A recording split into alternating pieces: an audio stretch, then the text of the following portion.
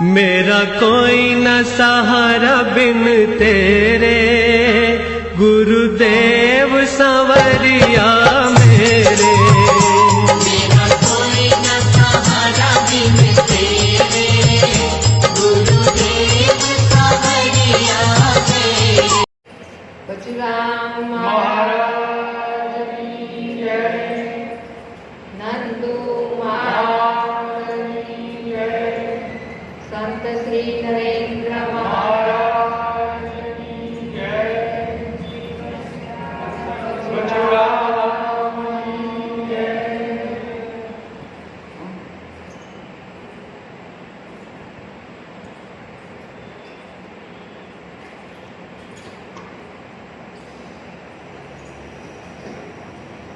चलो सद्गुरु महाराजे आपने अवसर आप्यो रूडो मजानो दर्शननो अरसपरस सद्गुरुનું સાનિધ્ય આપણને પ્રાપ્ત થયું।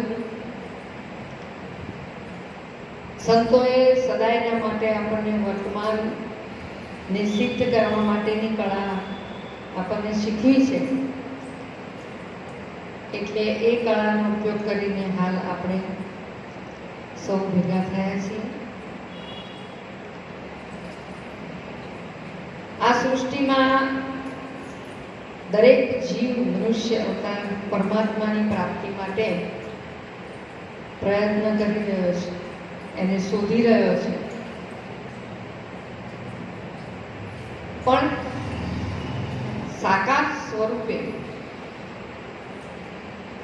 અને સાકાર સ્વરૂપે એટલે કે પ્રગટ સ્વરૂપે તમને ન મળે ત્યાં સુધી આપણી તૃપ્તિ થતી નથી।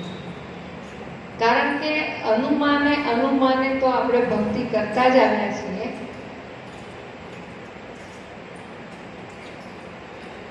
33 કરોડ દેવતાઓમાં કોઈને જેને પણ અનુભવ થયું તેની પૂજા, તેનું નામ રટ્યા છે, એટલે નામનો આધાર તો લીધો છે, પણ કયા નામે આપણને પરમાત્માની પ્રાપ્તિ થાય એની અણસાર, એની શાન તો સાચા સદગુરુ જ આપણને આપી શકે। ખોજ તો કરી જ રહ્યા છે, પણ જે વિચારશીલ છે એ કંઈક આગળ પ્રગતિ કરી શકે। જેમ એક ભાઈ હતા, એમને એવો વિચાર આવ્યો કે પરમાત્માની પ્રાપ્તિ તો કરવી જ છે, ઈશ્વર કહો ભગવાનને મારે પામવા છે।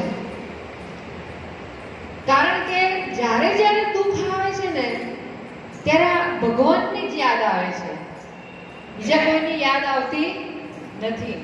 એટલે કે સૌથી પહેલા તો હું જો ભગવાનની પ્રાપ્તિ કરી લઉં, ભગવાનને મેળવી લઉં, તો પછી મારે કાયમના માટે દુઃખ જતું રહે।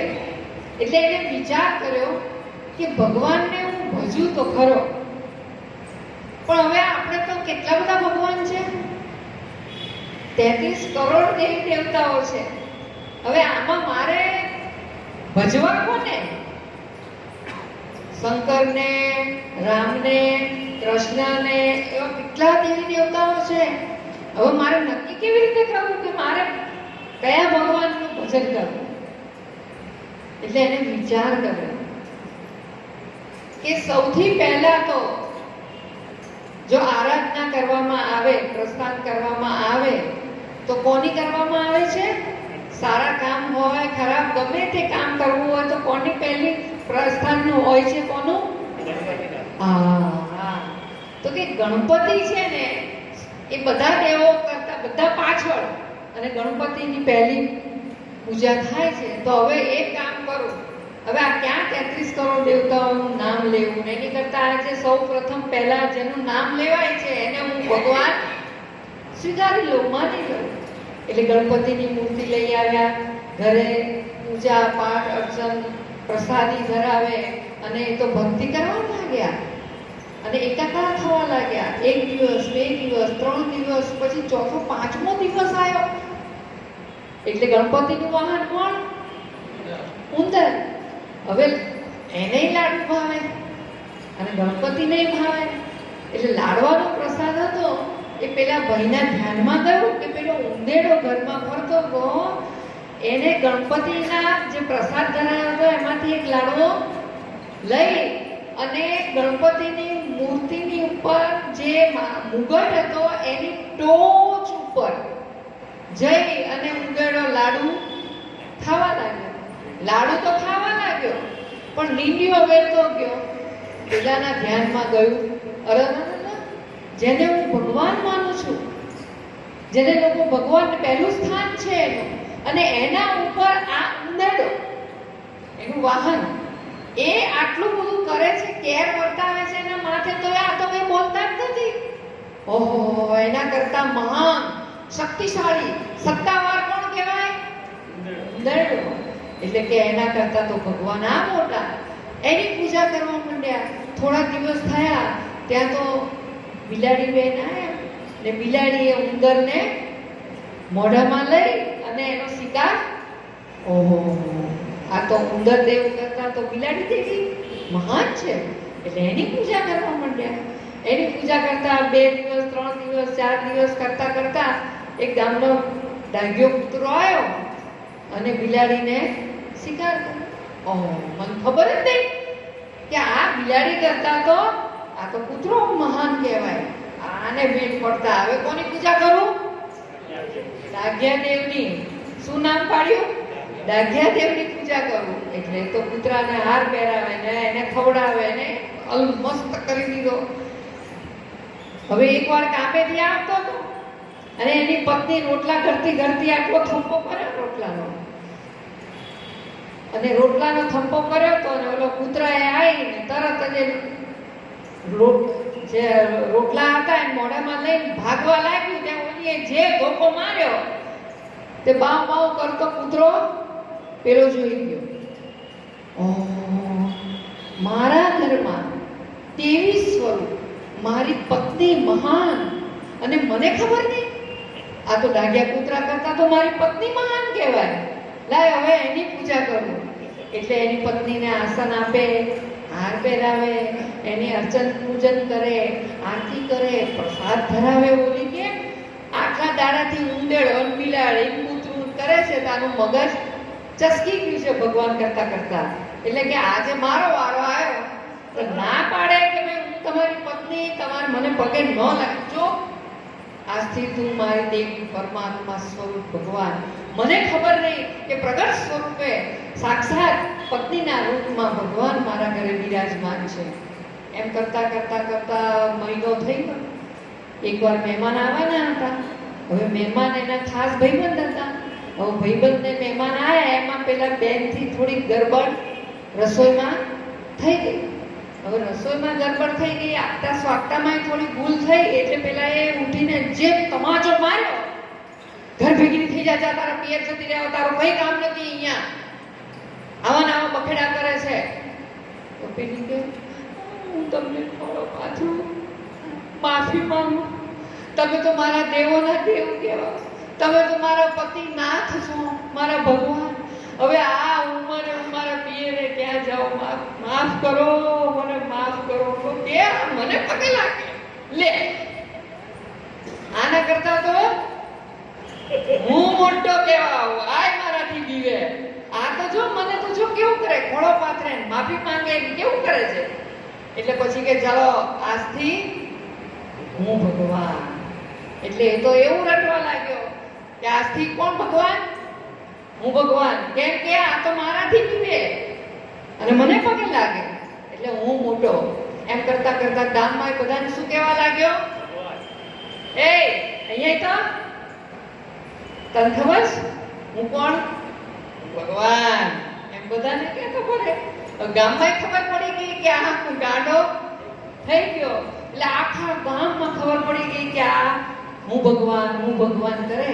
એવામાં એ ગામની અંદર એક ભજન મંડળી ત્યાંથી પસાર થતી હતી અને ત્યાં એમાં એક સંત પણ હતા, વિવેકી સંત મહાપુરુષ હતા. એણે કહ્યું કે આ શું બોલે છે? તો કે તમને ખબર નહીં, અમારા ગામમાં ચસકી ગયું છે, ભગવાન કરતો કરતો બોલતો બોલતો એવું બોલવા લાગ્યો છે કે હું ભગવાન. સંત કે કાંઈ વાંધો નહીં, એને બોલાવો અહીં. કા ભાઈ? તો કે મને ઓળખ્યો નહીં? હું કોણ? હું ભગવાન. સંત મહાપુરુષો તો દયાળુ છે. એમણે કહ્યું કે હા ભાઈ, તને મારા પ્રણામ છે, પણ મારે એક વાત જાણવી છે કે તું જેમ કહે છે કે હું કોણ? હું ભગવાન. તો મારે એટલું જાણવું છે કે આમાં તમે ભગવાન કહો છો કોને? બસ આટલું જ મારે જાણવું છે. ત્યારે પેલાને વિચાર આવ્યો કે આને મને પ્રશ્ન કર્યો કે હું ભગવાન કરું છું, તો મને પૂછ્યું કે આમાં જરા મને કહો તો ખરા કે આમાં ભગવાન કોને કહો છો? અહીં હાથ મૂકે તો છાતી, અહીં હાથ મૂકે તો ગાલ, ને તો મૂંઝાવા લાગ્યો કે આમાં ભગવાન હું કરું છું, પણ છું કોણ? ત્યારે એને વિચાર આવ્યો કે હે સંત મહાપુરુષ પરમાત્મા, આનો જવાબ મને આવડતો નથી, પણ મારે ભગવાનની પ્રાપ્તિ કરવી હતી, એટલે મારે મારા બુદ્ધિ મતા પ્રમાણે હું આગળ વધતો ગયો. આજે તમારા દર્શન થયા, આજે હું તમારા શરણે આવ્યો, અને હવે તમે મને આની સાચી શાન દિશા બતાવો કે પરમાત્મા, ભગવાન, ઈશ્વર, પ્રભુ જેને હું શોધી રહ્યો હતો તે આમાં કોણ છે? ત્યારે સદગુરુ મહારાજ દરેક જીવ ઉપર કૃપા કરીને, જેને આવી ઝંખના છે, જિજ્ઞાસા છે, ભલે ગમે તે વિચારે પણ એ પહોંચી ગયો કે એની તડપ સાચી હતી, તો સાચા સંત મળે, તો સંત મહાપુરુષ આપણને એ બ્રહ્મ સ્વરૂપ ઈશ્વર, જે પરમાત્મા ભગવાન આપણે જેને શોધી રહ્યા છે, કહી રહ્યા છે, તેની સદગુરુ આપણને શું આપે છે?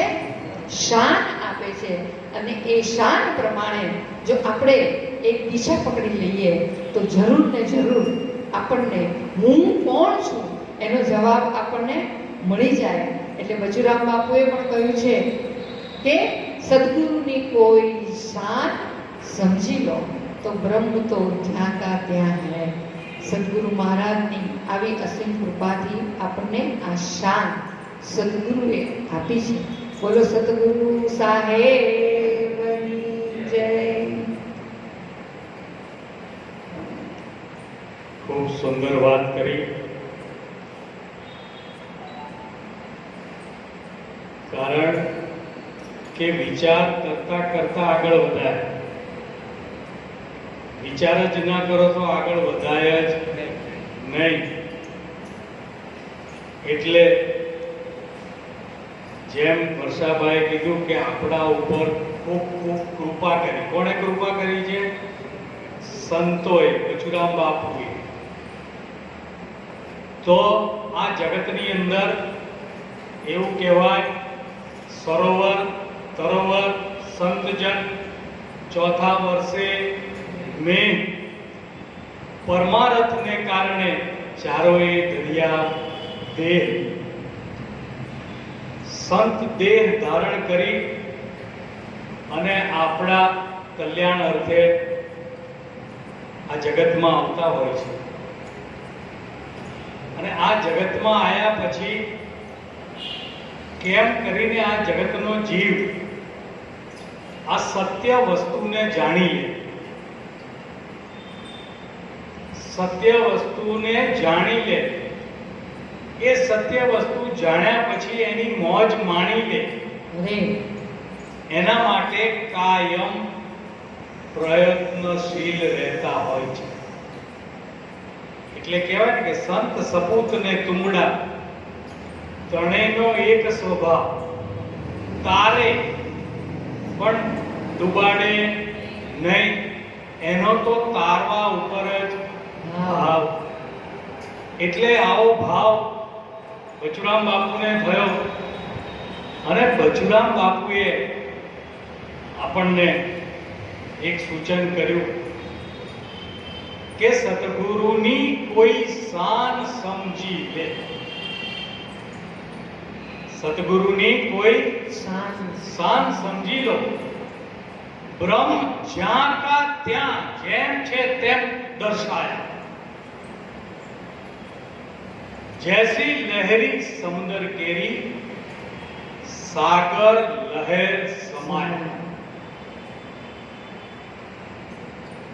સંતોની વાત તો સીધે સીધી છે અને સમજાવવા માટેની છે, છતાં પણ દરેકે દરેકને આ વસ્તુ લક્ષમાં આવતી નથી. આ લક્ષમાં નથી આવતું એટલે સંતો એની પણ આપણને ખબર પડી જાય. એ ખબર એટલા માટે પડે કે આમાંથી આપણે ક્યાં છીએ એની આપણને ખબર પડી. એટલે કેશવ ભગવાને એક જગ્યાએ વાત કરી કે ગધો શું જાણે ધ્યાન ધણીનું. ગધેડો શું જાણે ધ્યાન ધણીનું. એનું કાર્ય શું છે? ગધેડાનું પીઠ ઉપર માલ નાખ્યો એટલે એક જગ્યાએથી બીજી જગ્યાએ ઠલવી દેવાનો. એનો ધણી કોણ છે, એનો માલિક કોણ છે, એને કોઈ દિવસ કઈ પડી હોતી નથી. એટલે કે ગધો શું જાણે ધ્યાન ધણીનું, મરકટ શું જાણે હાર મોતીનો. વાંદરાના હાથમાં કદાચ સાચા મોતીનો હાર આવી ગયો તો એને શું ખબર પડે કે આ શું છે? રામાયણમાં એક પ્રસંગ આવે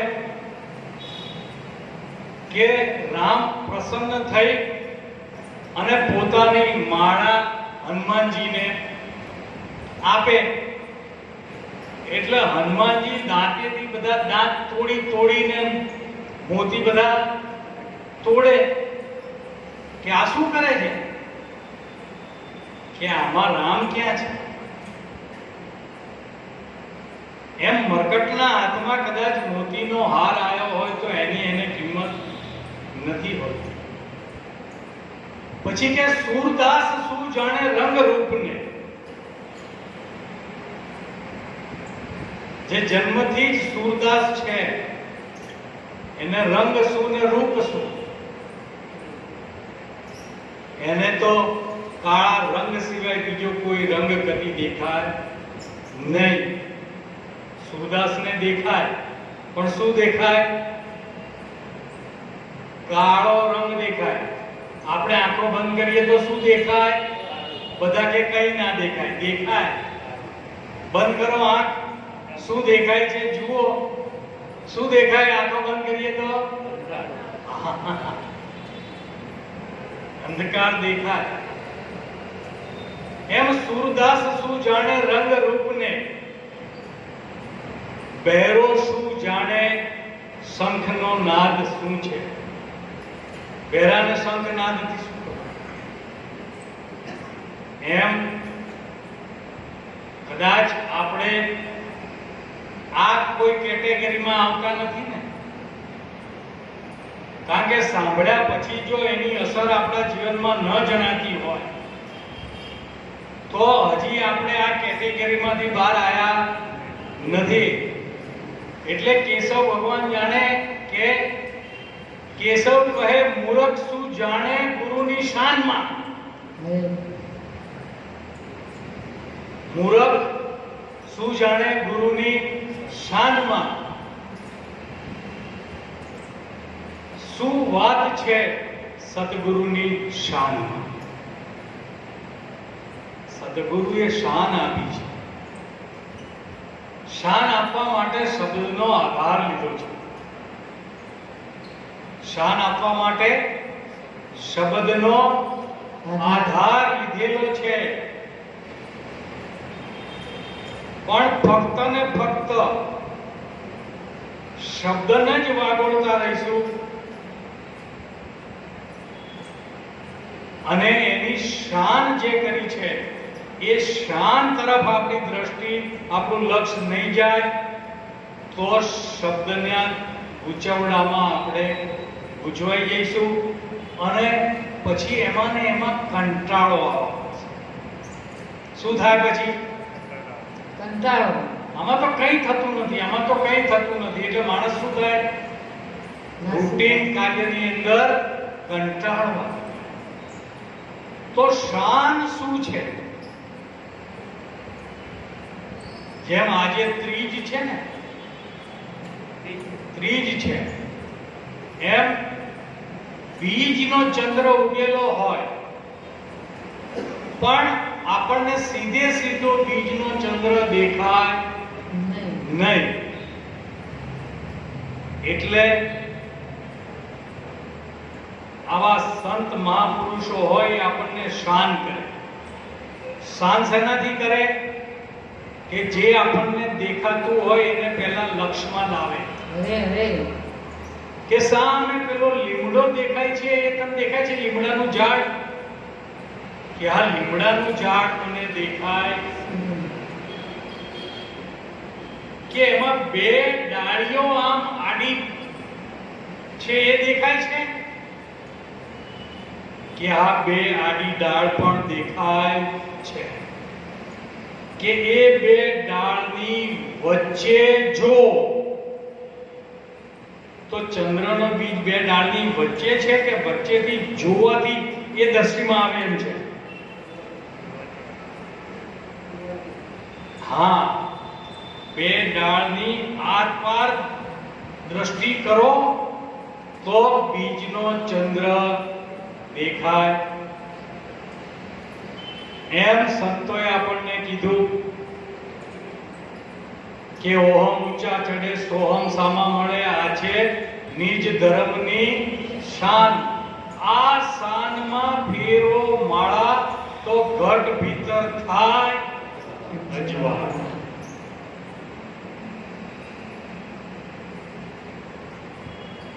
આ અજવાળું એટલે ઘણી વખત આપણે વાત થઈ એવી ટ્યુબલાઇટ થાય, એવી ટ્યુબલાઇટ કે અંદર ભડકો કે દીવો કે એવું નહીં.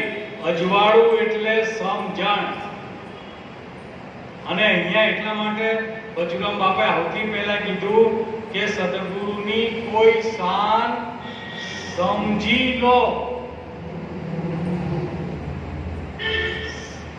કારણ કે સમજણ વિના સુખ નથી. આ જંતને, આ જીવને સમજણ વિના જે જોઈએ છે એ સુખ પ્રાપ્ત થતું નથી. સમજણ વિના સુખ નથી. જંતને વસ્તુ ગતિ કેમ કરી ઓળખાય? આ પોતામાં જ રહ્યો છે પોતાનો આત્મા, પણ જાણ્યા વિના જીવ ભણવું નહીં. કારણ કે સમજણ એ જ મોટામાં મોટી વાત છે. સમજણને પાંચમો વેદ કીધો છે. પંચમ વેદ એટલે સમજણ. ચાર વેદમાં બધું લખેલું છે અને પાંચમા વેદની અંદર અનુભવ છે. એટલે કીધું બચુરામ બાપાએ કે સદગુરુની કોઈ શાન સમજી લો.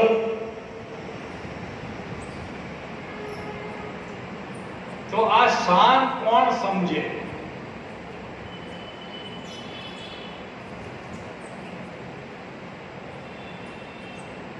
તો કેશવ ભગવાન કે તું લઈ લે સદગુરુની શાન, જેમાં પ્રગટ રહ્યું છે તારું કલ્યાણ.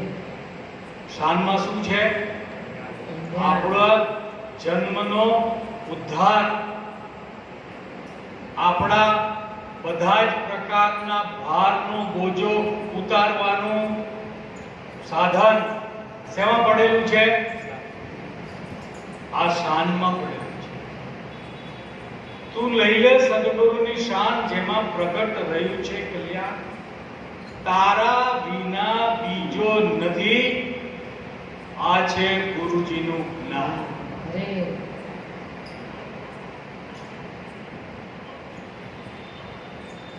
હવે અહીંયા જ આપણે અટકી જઈએ છીએ કે તમે કહો છો કે તારા સિવાય બીજો નથી, પણ અહીંયા તો આપણે તમે બોલો છો ને અમે બધા સાંભળીએ છીએ. હે, સાચી વાત છે ખોટી વાત છે? તો આ સાંભળવા વાળો કોણ છે ને બોલવા વાળો કોણ છે એની ખબર પડી જાય તો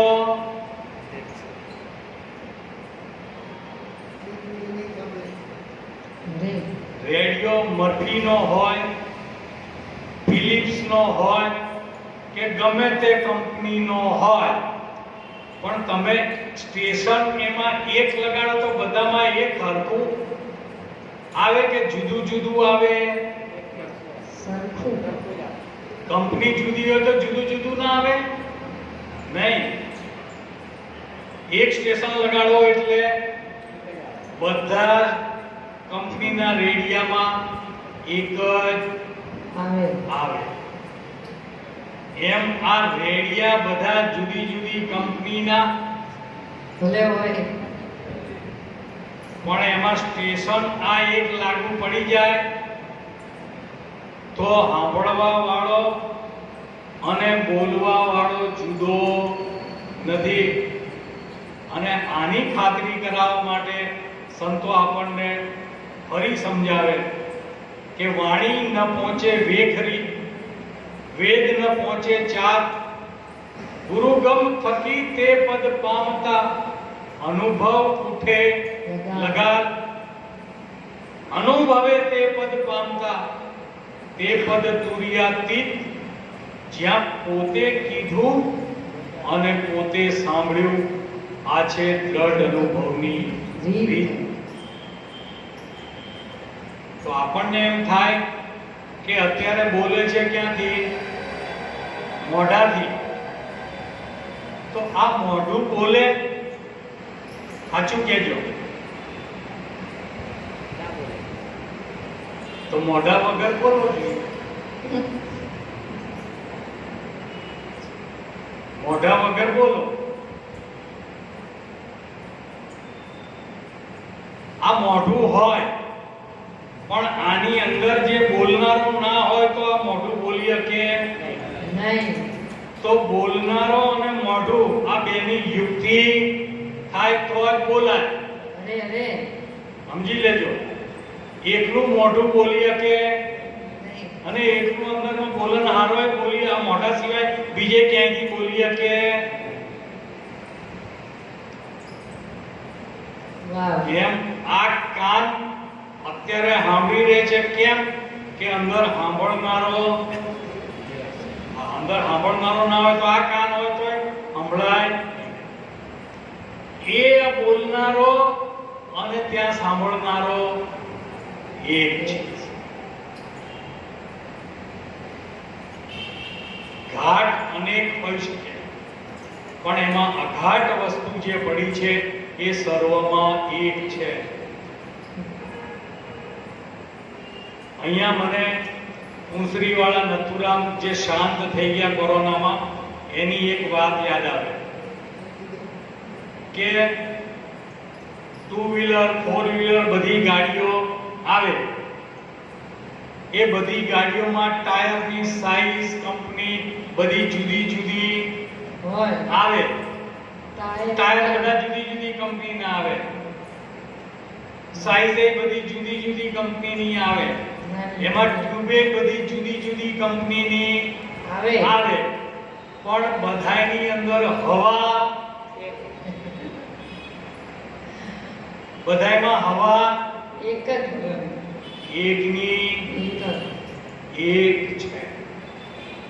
એમ આ ઘાટ રંગ રૂપ બચુરામ બાપા કહેતા કે પાંચ તત્વનું આ પૂતળું જણાય છે જુજવી જુજવી ભાત, અણઘડ આતમ સૌમાં એક છે. સોહમ શબ્દ છે છડીદા.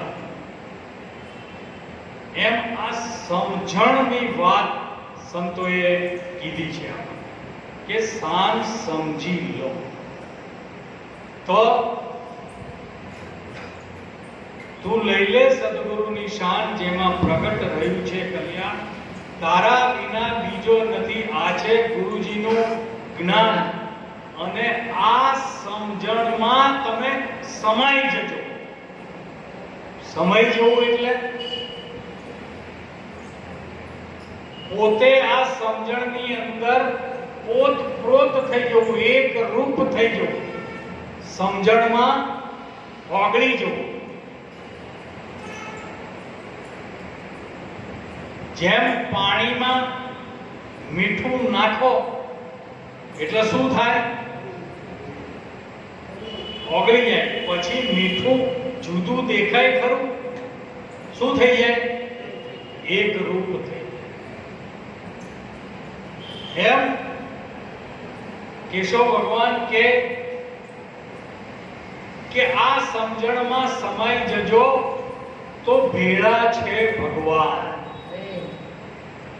તો ભગવાન તમારાથી ક્યાંય જુદો નથી. આટલું સમજ્યા પછી કેશવ ભગવાન કે આપના અજંપા જાપ જપી લો. કોના જપવાના? આપના. આપના અજંપા જાપ જપી લો. ધીરે ધીરે ધરી લો ધ્યાન. તું ही તાર લગાઓ, ભૂલી જા બીજાનું ભાન.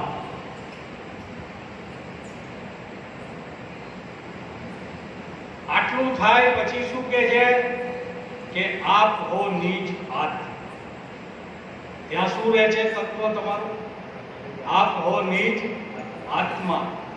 બ્રહ્મ तुम्हारा स्वरूप. सोहम सोहम डोर पकड़ ले, થાય અખંડ આનંદ અનુપમ. તો આ અનુપમ અખંડ આનંદની પ્રાપ્તિ ત્યાં થાય એમ છે. પણ આ કોણ લઈ શકે આને? તો કે શાણા હોય તે સમજી લે. કોણ હોય? શાણા. ચકોર હોય, ચતુર હોય, એ આ વાતને તરત પકડ કરી લે. શાણા હોય તે સમજી જાવે, મૂર્ખ ન જાણે મર. જીવ શિવની કલ્પના છોડે. જો જીવ અને શિવને શું કીધું?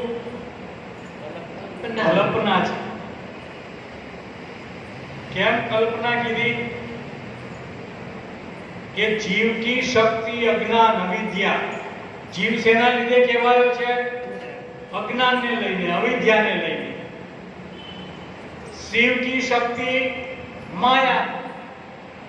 આ માયા છે તો માયાપતિ શિવ કહેવાયા. जीव की शक्ति अज्ञान, शिव की शक्ति माया, ये दोनों से भिन्न अद्वैत है अजाया.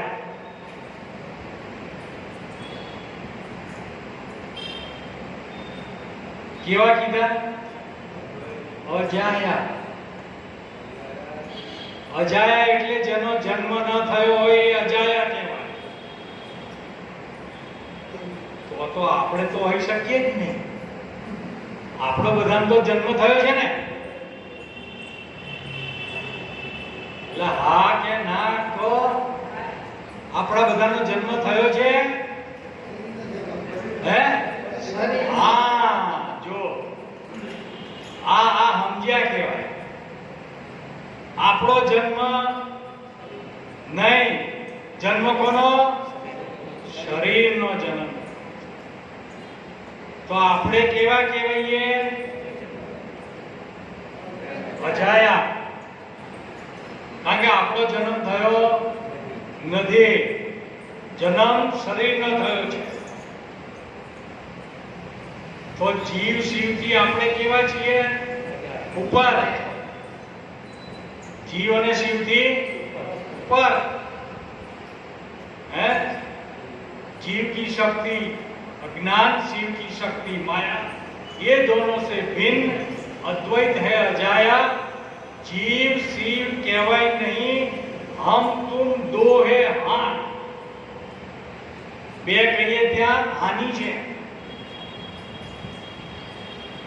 વર્તી એક પદ પર આત્મા. આપણી વર્તી વેર વિખેર થઈ ગઈ છે ને, એટલે આપણને મૂળ તત્વની ખબર પડતી નથી. અરે અરે અને સદગુરુનું કાર્ય આ એક જ છે કે તારી બધી વર્તીને પાછી વાળી અને એક ઉપર લગાવી દે. ત્યાં કીધું કે વર્તી એક પદ પર આત્મા, નિરાલમ નિજ ધામ. આ એક પદ પર જ્યારે વર્તી થઈ જાય ત્યાં તમારું મૂળ સ્વરૂપ પ્રગટ થાય.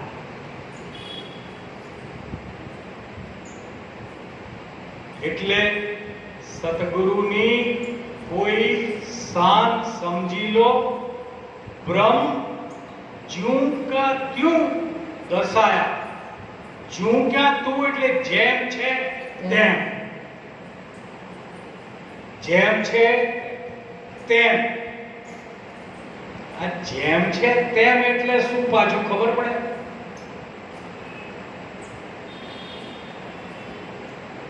ઘડો શેમાંથી બને? માટલું શેમાંથી બને? પણ ફર્સ્ટ ક્લાસ કલર કરી નાખ્યો હોય ઉપર અને એવું મસ્ત કરી નાખ્યું હોય કે માટીનું કોઈ અંશ અંદર દેખાય નહીં. સરસ બનાવ્યું. અને કોઈને પૂછો કે આ શું છે, તો કે આ તો કે સરસ ઘડો છે, પણ કે આ માટીનો છે. માટી છે. તો કે ના, કે હું આને માટી માનું, હું આને માટી માનતો નથી. તો એને માટી મનાવવા માટે શું કરે? ઘડાને તોડી નાખે. શું કરે? મોડે ઘડાને તોડી નાખે. તોડીને એનો રસોટણ કરીને માટી શું કરી બનાવી. નાખે?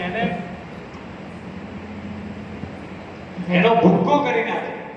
એનો ભૂક્કો કરીને માટી ઢગલાની બાજુમાં મૂકે. પછી પેલો કે હા આ માટી.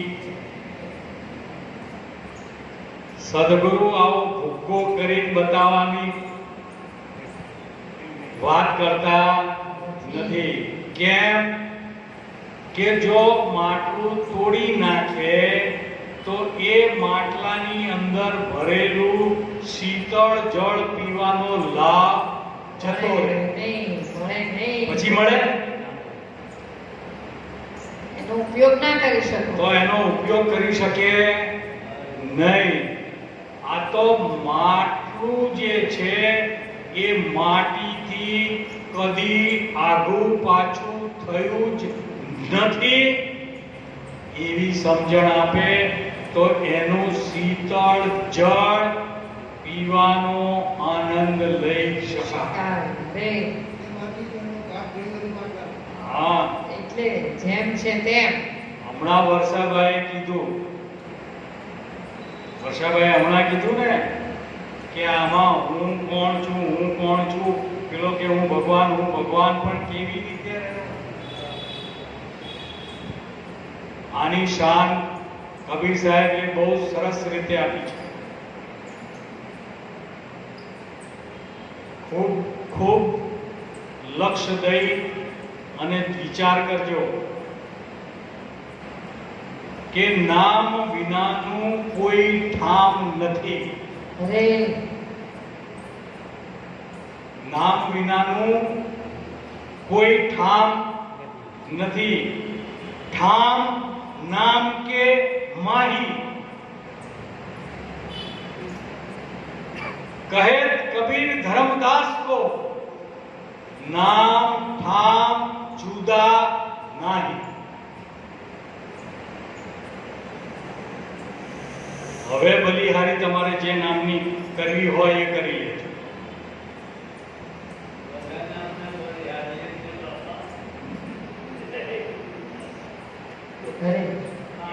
એટલે જો અહીંયા શાન કીધી છે, શાન સમજવાની છે. કબીર સાહેબે તો વાત કરી દીધી, પણ એમાંથી આપણે શું શાન લેવી છે એ આપણે જ સમજી લેવાની વાત છે. બ્રહ્મ જેમ છે તેમ કરશે. ઘરેણા સોનાના જ બનેલા છે,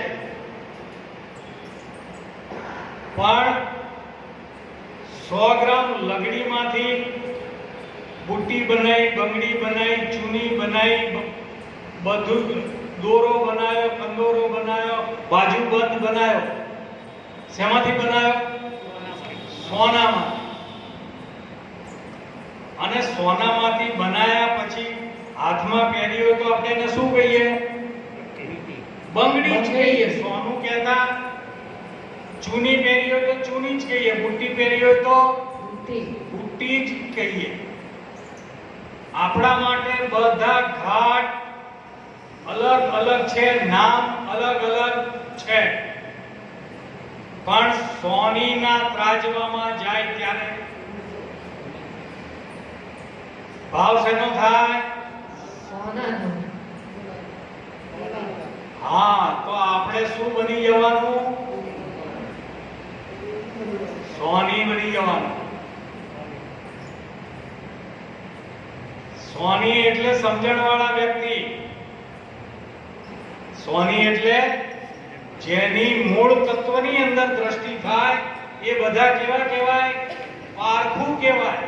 પારખ દ્રષ્ટિ. પારખ દ્રષ્ટિ એટલે પારખ દ્રષ્ટિ જે કોઈ કરશે નિત્ય નિત્ય હૈયું તેનું હરકે કૃપા સિંધુએ કૃપા કરી આનંદ અંગ અપારા. આ પારખ દ્રષ્ટિ જેની થઈ જાય એની દ્રષ્ટિ પછી ઘાટ રંગ રૂપ ઉપર રહે નહીં. એટલે નીચે બચરામ બાપાએ દ્રષ્ટાંત આપ્યું કે જૈસી લહેરી સમુદર કે, અરે जैसी लहरी समुद्र केरी सागर लहर समाया. ચોપાટી ઉપર ઊભા હોઈએ એટલે સમુદ્રમાંથી લહેરો ઉઠતી જ આવે, ઉઠતી જ આવે, ઉઠતી જ આવે, ઉઠતી જ આવે. ઉઠે ખપે, ઉઠે ખપે. લહેરી લોટ અપરંપારી ઉપજે ખપે વારંવારી. નીર દ્રષ્ટિ થઈ છે મારી તો અવિનાશી તો શું છે? હા, લહેરી દેખાય છે પણ જઈને લહેરીને પકડો, શું હાથમાં આવશે? પાણી સિવાય કઈ હાથમાં આવશે નહીં. લહેરીને પકડો તો પાણી સિવાય બીજું કઈ આવશે નહીં. એમ સમુદ્રના ઊંચા ઊંચા મોજા ઉછળતા હોય એને પકડો તોય પાણી સિવાય કઈ આવશે નહીં. અને તમે જેને સાગર કહો છો એ સાગર પણ પાણી સિવાય બીજું કઈ આવશે નહીં. એમ આ બધી લહેરી ઉઠી છે, આ બધી લહેરી ઉઠી છે. આ એક જ મહાસાગરમાંથી ઉઠેલી લહેરી છે અને આ એ જ મહાસાગરમાં પ્રગતિ કરે છે, વિચરણ કરે છે અને એ જ મહાસાગરમાં પાછો સમાય જાય. એટલે કબીર સાહેબ કે રામ નામ તો તબ જાન્યો જબ આત્મ તત્વ વિચાન્યો.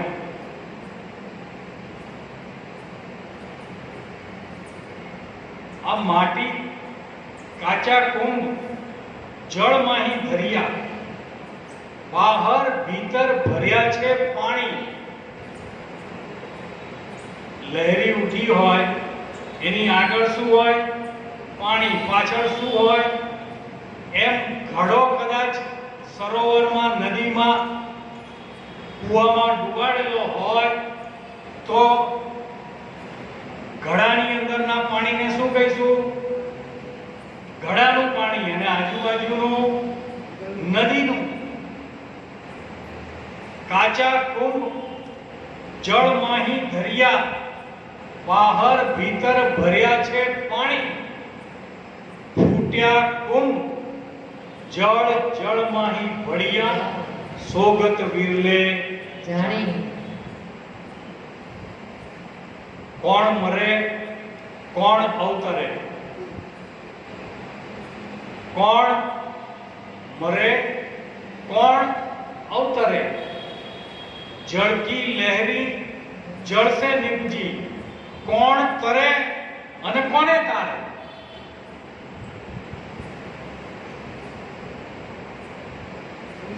આટલી વાત જો સમજણમાં આવી જાય કે આ એક લહેરી ઊભી થઈ છે અને સમાવાનું સાધન શું છે કે જા ઘર સે આ જીવ આયા એ ઘરે પાછો હમાઈ દેવાનો છે આ એની વાત તો આ સમજણમાં આપે છે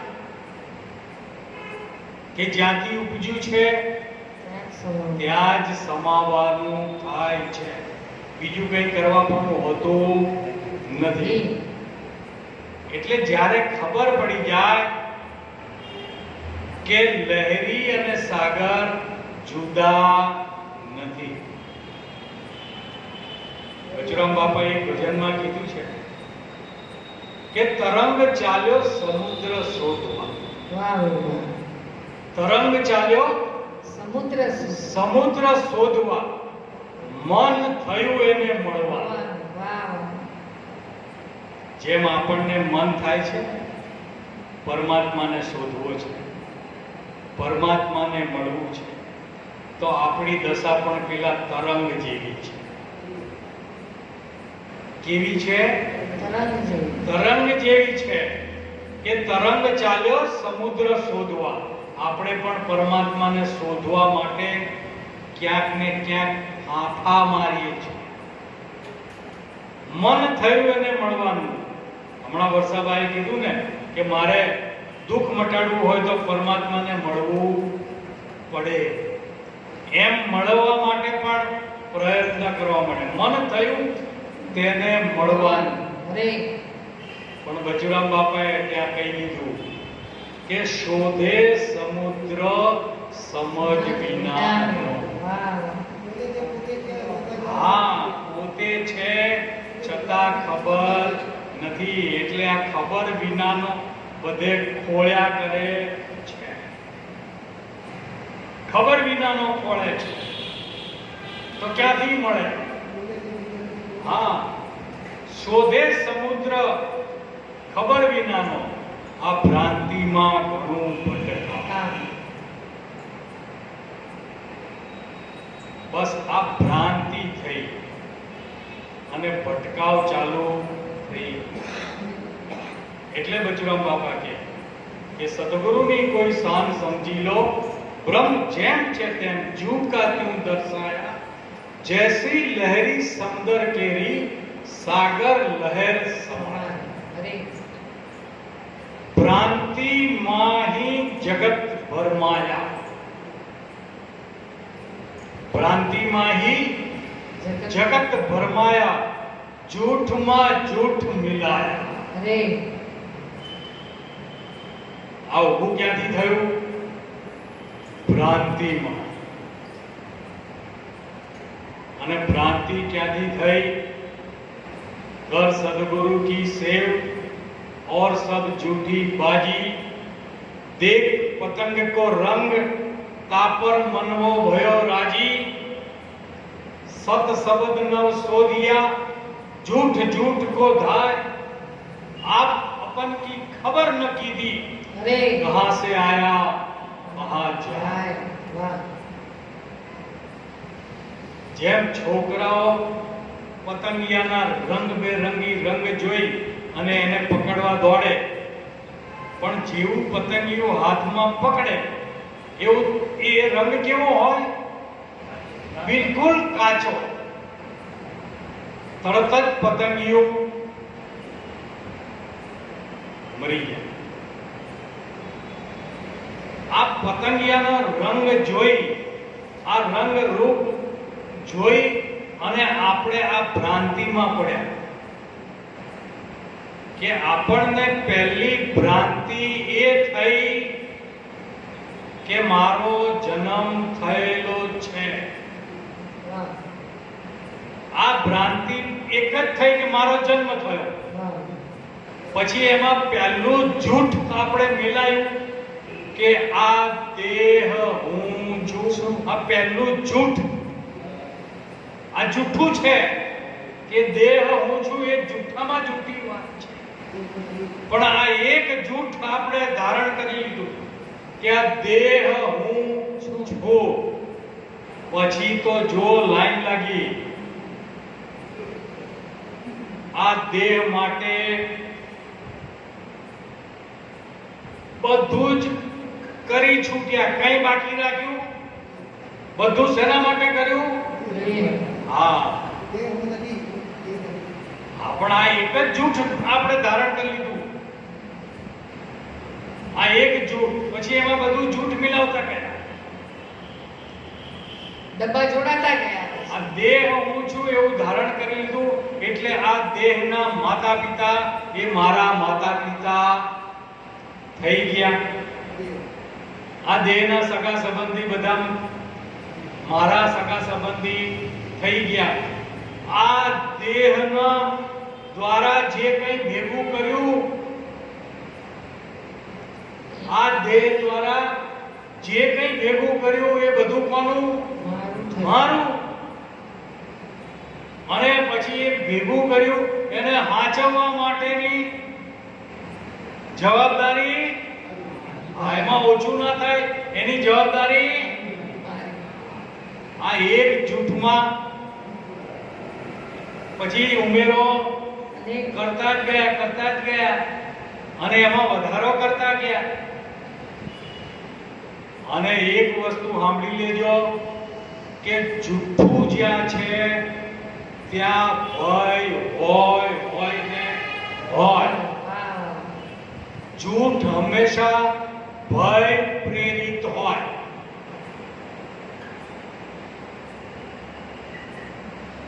તમારે મુંબઈ જવું છે, ઘરેથી નીકળતા મોડું થઈ ગયું, સ્ટેશન ઉપર ગયા તો જોયું કે 50 માણસની લાઈન છે ટિકિટ લેવા માટે. ટિકિટ લેવા રોકેશ તો ગાડી જતી રહેશે. ટિકિટ લીધા વગર ગાડીમાં ચડી ગયા. પછી કોક આ મનુભાઈ જેવો સફેદ પેન્ટ શર્ટ પહેરી નીકળે એટલે તરત જ શું થાય? ટીટી આયા. હમણાં મને પૂછશે, હમણાં મારી પાસે ટિકિટ માંગશે. આ પેલો ભાઈ ખરેખર ટીકતી ના હોય છતાં પણ એને એમાં ભય પેદા થયો. ટીટી દેખાય અને ભય થાય. થાય. અને તમે કન્ફર્મ ટિકિટ લઈને બેઠા હોય ત્યારે ગમે તે આવે તોય પછી કોઈ ભય ખરો નહીં. એમાં આપણે બધા કન્ફર્મ ટિકિટ લઈને બેસી જાવ. આ કન્ફર્મ ટિકિટ આપવા માટે તો બેઠા છીએ. લેવા વાળા લઈ લો કન્ફર્મ ટિકિટ. આ કન્ફર્મ ટિકિટ લઈને બેસી જજો અને નક્કી કરી લેજો. વાવ.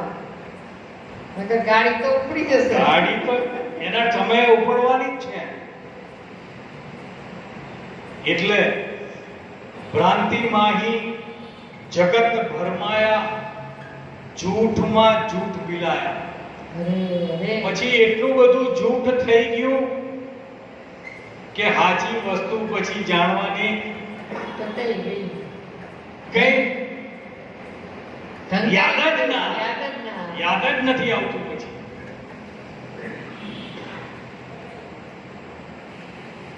દબાઈ ગયું, દટાઈ ગયું, દેખાતું બંધ થઈ ગયું, જણાતું બંધ થઈ ગયું. એટલે એની યાદી યાદ જ હતી. બચુરામ બાપા કે જગત આ તો જાણજો સ્વપ્ન તણી છે. બાજી. વાહ. જેવું સપનું હોય ને એવું જગત છે. છતાંય આપણને સાચું લાગે છે. હજી જગતથી આપણે ડરતા રહ્યા છીએ.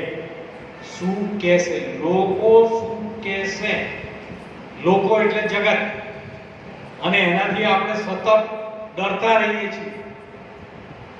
અને એ ડર એટલો બધો ભયંકર છે, જગતનો ડર એટલો બધો ભયંકર છે કે આ મોંઘામાં મોંઘો મનુષ્ય દેહ મળ્યો છે એને પણ વેડફી નાખે છે. કેવી રીતે વેડફી નાખે છે? જગતના ભયથી. કેવી રીતે વેડફે છે? આપઘાત કરીએ છે. આપઘાત કેમ કરે માણસ? સાચું બોલજો. આપઘાત ક્યારે કરે? કે લોકો શું કહેશે?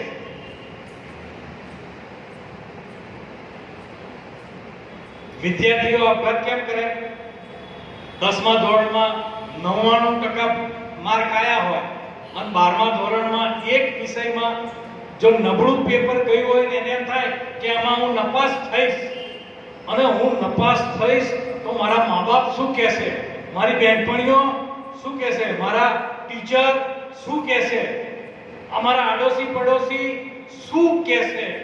અને આ શું કહેશે એ ભયની અંદર આ જીવનનો અંત. આ મનુષ્ય જીવન મળ્યું છે એ આવા ભયના કારણે કે જે ખરેખર ભ્રાંતિ રૂપ છે. એ ભય કેવો છે?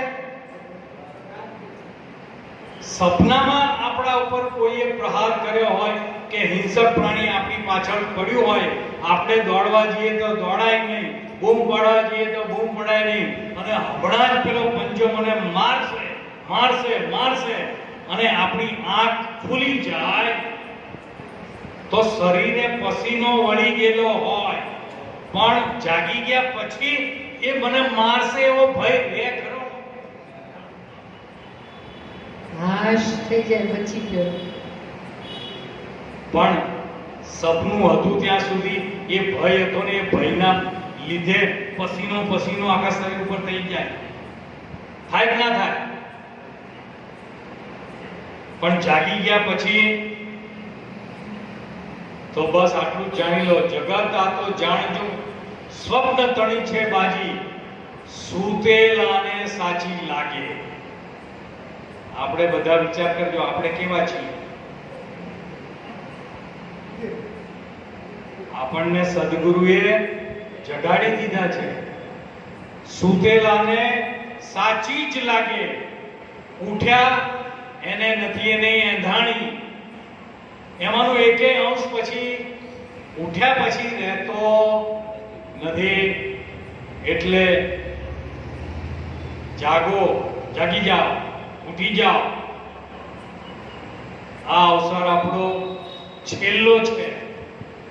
જાગો લોકો, મત સુવો, મત કરો નિંદર से प्यार, समय यूं बीत जाएगा सपना जैसा संसार. બોલો સદગુરુ